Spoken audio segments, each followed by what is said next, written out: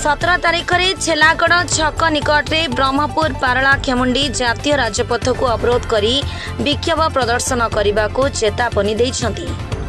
जरूरीकालीन बैठक कले छेलागड़ पंचायत प्रशासन न शुणिबारु 326 नंबर जातीय राजपथ अवरोध करने को नेले निष्पत्ति।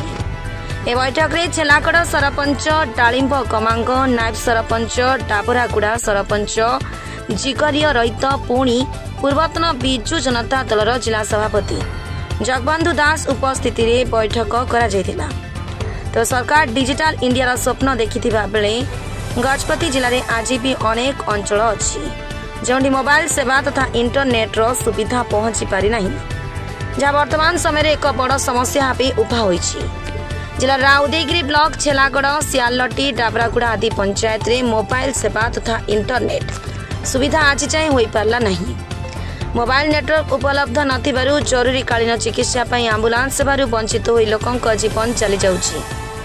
एरी छात्र छात्री ऑनलाइन पाठ पढ़ा ठप। सरकारक मनरेगा योजना रे बैंक कारबार हेउ अबा प्रधानमंत्री आवास योजना अर्थ कारबार रे बहु समस्या सृष्टि होछि।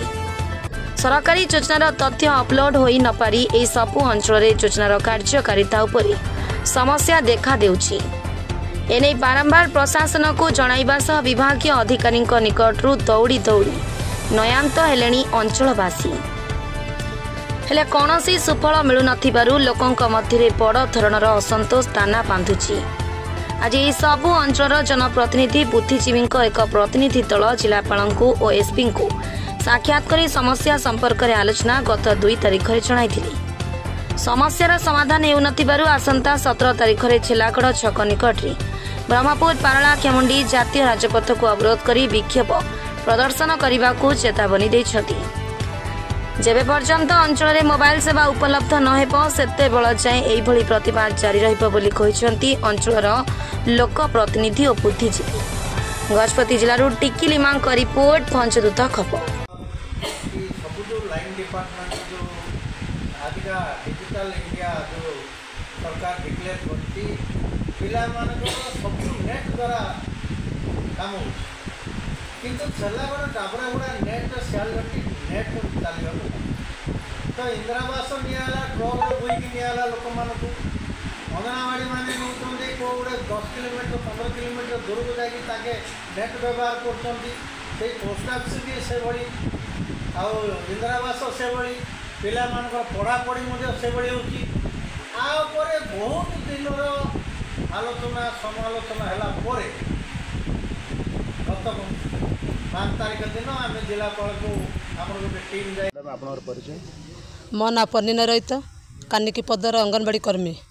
कौन कहे आज जो आपण मैंने जो बैठक को आसते को उद्देश्य में आसते? दीर्घ 1 वर्ष बीतीगला आमनकर जो नेटवर्कर सुविधा नाही से आमने पंचायत को आसी से समस्त विषय समस्या समाधान निमंते सरपंच पाखक आसी।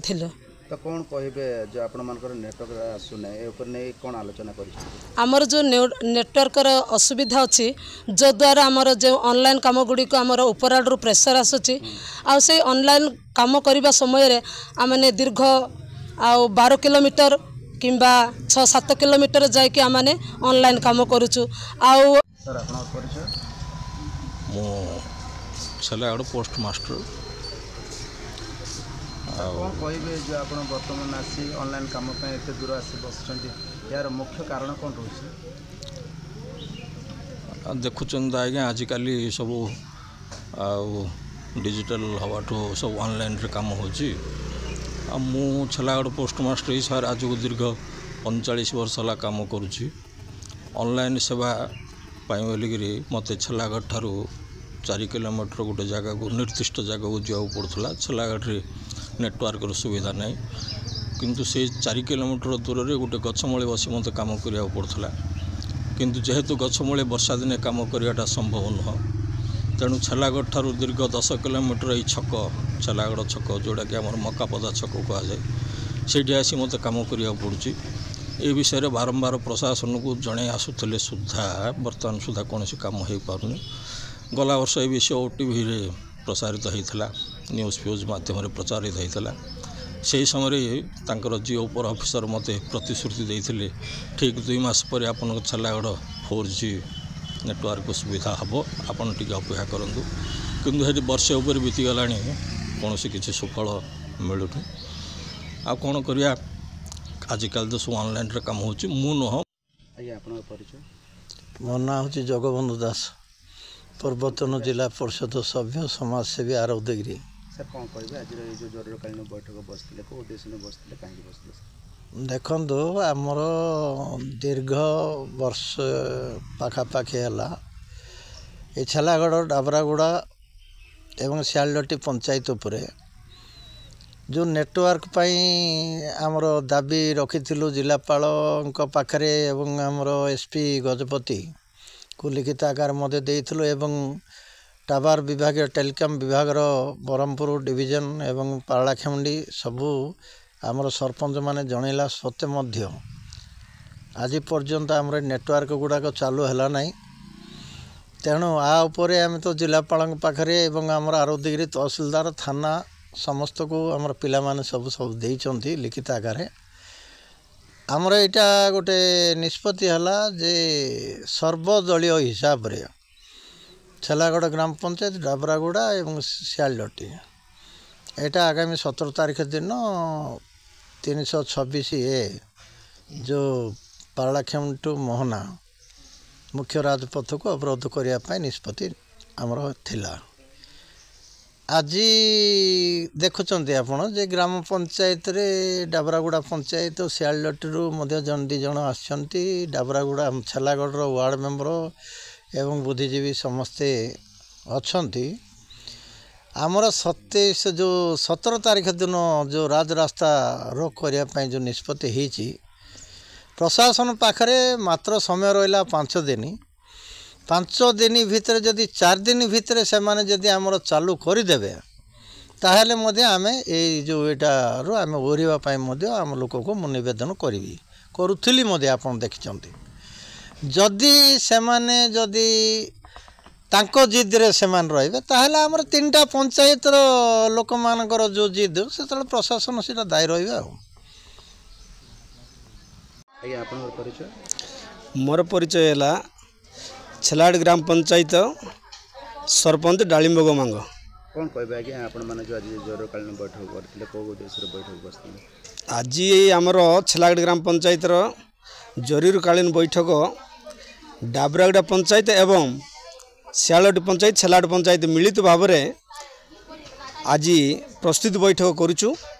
ଗତ ଆମର 2/7/2025 ତାରିଖରେ କଲେକ୍ଟର ମାନେ ଜିଲ୍ଲାପାଳଙ୍କୁ ବା SP ସାର୍ଙ୍କୁ ଆମେ ଲିଖିତ ଅନୁସାରେ এই BSNL ନେଟୱାର୍କ ତାପରେ ଆମର এই ଛେଲାଗଡ଼ ଗ୍ରାମ ପଞ୍ଚାୟତ ଦୀର୍ଘ ଆମର 10 ମାସ ହେଲାଣି ଆଉ ବ୍ୟାଟେରୀ ଡେଡ୍ ହେଇକି ପଡ଼ିଛି, କିନ୍ତୁ ଏବେ ପର୍ଯ୍ୟନ୍ତ ଆଉ BSNL କର୍ମକର୍ତ୍ତା ଯେତେ ଆମେ ଦାବି ଦେଲେ ମଧ୍ୟ କୌଣସି ସଫଳ ମିଳୁନାହିଁ। ଏଣୁ ଆଉ 17 ତାରିଖ ଜିଲ୍ଲାପାଳଙ୍କୁ ବା SP ସାର୍ଙ୍କୁ ଆମେ ଲିଖିତ ଆକାରରେ ଜଣେଇଲୁ। ଯଦି এই 17 ଭିତରେ ଯଦି କାମ ମାନେ ସଫଳ ଯଦି ହୁଏ ନାହିଁ, ତାହେଲେ ନିଶ୍ଚିତ ଭାବରେ 326 ରାଜପଥ ମକାପଦ ଛେଲାଗଡ଼ ଛକଠାରେ ଆଉ ଡାବରାଗୁଡ଼ା ପଞ୍ଚାୟତ ଏବଂ ଶିଆଳଦଟି ପଞ୍ଚାୟତ, ଛେଲାଗଡ଼ ପଞ୍ଚାୟତ ମିଳିତ ଭାବରେ ସେଠି ଆମେ ରାଜରାସ୍ତା ଓହ୍ଲାଇବା ପାଇଁ ବୋଲି ବାଧ୍ୟ ଆମେ ଆଜି ପ୍ରସ୍ତୁତି ବୈଠକ କରୁଛୁ। ଆପଣଙ୍କ ପରିଚୟ? ମୋ ପରିଚୟ ଡାବରାଗୁଡ଼ା GP ସରପଞ୍ଚ, ନାମ ଜିଖରିଆ ରହିତ। କ'ଣ କହିବେ ଆଜ୍ଞା ଆଜି ଆପଣମାନେ ଯେଉଁ ଜରୁରୀକାଳୀନ ବୈଠକ ବସିଥିଲେ ପଞ୍ଚାୟତରେ, କେଉଁ ଉଦ୍ଦେଶ୍ୟରେ ବସିଥିଲେ? ଆମର ବସିଥିଲା ଏଇଥିପାଇଁ, ଆଜକୁ 10-12 ମାସ ହେଲାଣି ଆମର ଛେଲାଗଡ଼ ହେଡ଼କ୍ୱାର୍ଟରର BSNL ତାପରେ ଆଖପାଖରେ ଥିବା ସମସ୍ତ BSNL ଗୁଡ଼ାକ ଏପର୍ଯ୍ୟନ୍ତ ଆକ୍ଟିଭ୍ ନାହିଁ, ଯାହାଫଳରେ କି ଲୋକମାନେ ବହୁତ ଅସୁବିଧାର ସମ୍ମୁଖୀନ ହେଉଛନ୍ତି। ଆମେ ଯେକୌଣସି ଫୋନ୍ କିମ୍ବା କୌଣସି ଅନଲାଇନ୍ର କାମ ଆଜି ପର୍ଯ୍ୟନ୍ତ ହେଇପାରୁନି। ତେଣୁକରି ଆମେ ସେ ଉଦ୍ଦେଶ୍ୟରେ ଆମେ ଆଉ ଏତିକି ଆମେ ଏ ବିଷୟ ପାଇଁ ଆମେ ମିଟିଂ କରିଥିଲୁ। ତ ଜିଲ୍ଲାପାଳ ଏବଂ SP ସାର୍ଙ୍କ ଯେଉଁ ପତ୍ର ଦେଇଥିଲେ ତାର କୌଣସି ସଫଳ ପାଇଛନ୍ତି କି? ଯାଇଥିଲୁ, କିନ୍ତୁ ଆଜ୍ଞାକୁ ଲିଖିତ ଆକାରରେ ବି ଦିଆହେଇଛି, କିନ୍ତୁ ସାର୍ ବି କଥା ଦେଇଛନ୍ତି ଆମେ ଚେଷ୍ଟା କରୁଛୁ କରିବା ପାଇଁ। आउ जहाँ भी आमनकर 17 तारीख पूर्व आम करूँ बोलिकी कथा देते से केते दूर सत्यासत्य विषय अच्छी आउ से आम आशा करी अच्छु जदि आपण 17 तारीख पूर्व जदि आपनकर कथा को जदि साहाय्य प्रदान न करे तबे आगामी दिन में कौन करे चाहे जदि 17 तारीख पूर्व जदि आमर नेटवर्क काम हलानी अनकम्प्लीट रहिला तेबे आम निश्चित भाव में आम मकापदा राजरास्ता को आम ओह्लैबू धारणा।